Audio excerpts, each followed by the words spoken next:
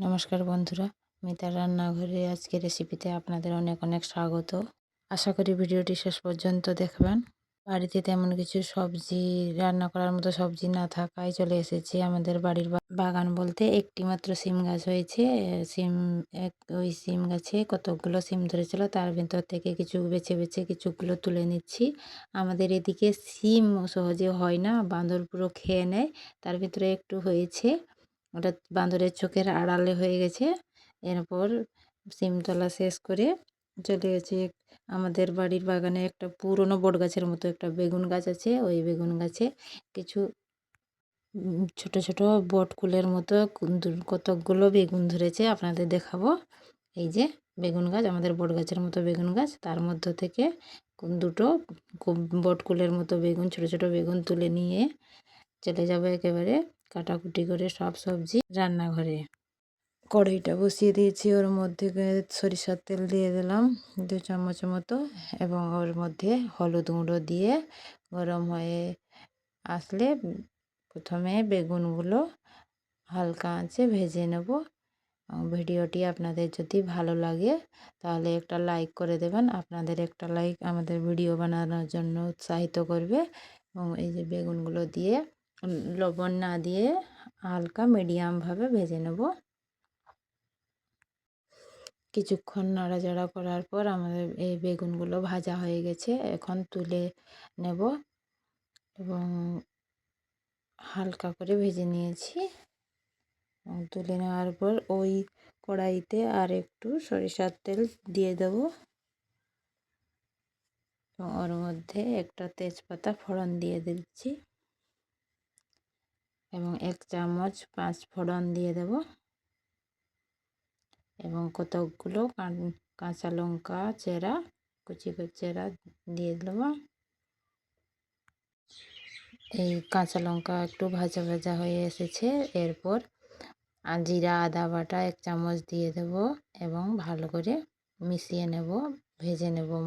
জিরা আদা বাটাকে ভালোভাবে ভেজে নেব।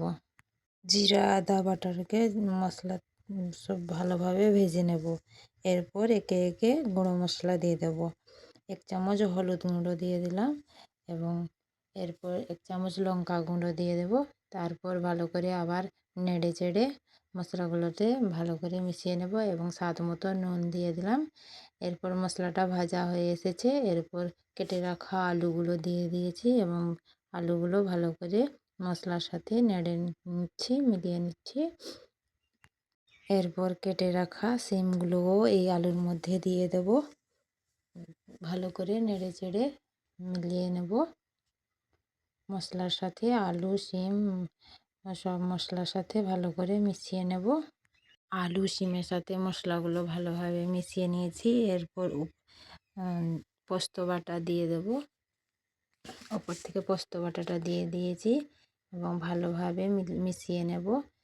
একটু নাড়াচাড়া করে ওই পোস্ত বাটার বাটি থেকে ধোয়া জল একটু দিয়ে দেব, যে পোস্ত বাটা দিয়েছি না, ওটা লেগে যাবে, না হলে একটু জল না দিলে একটু জল দিয়ে দেব এবং ভালো করে নেড়ে নেব।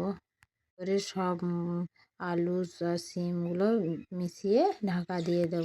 কিছুক্ষণ পর ঢাকা খুলে আর একটু নেড়ে নেব, না হলে এই পোস্ত বাটা দেওয়ার পর নিচে লেগে যাবে, কড়াইতে লেগে না যাবে। ভালো করে নেড়ে নিয়েছি এবং ভেজে রাখা বেগুনগুলো দিয়ে দিলাম এবং সব আলু বেগুন এবং সিমগুলো ভালোভাবে মশলার সাথে মিশিয়ে কষিয়ে নিচ্ছি এবং এরপর জল দিয়ে দেব। আলু সিম সেদ্ধ হওয়ার মতো জল দিয়ে দেব।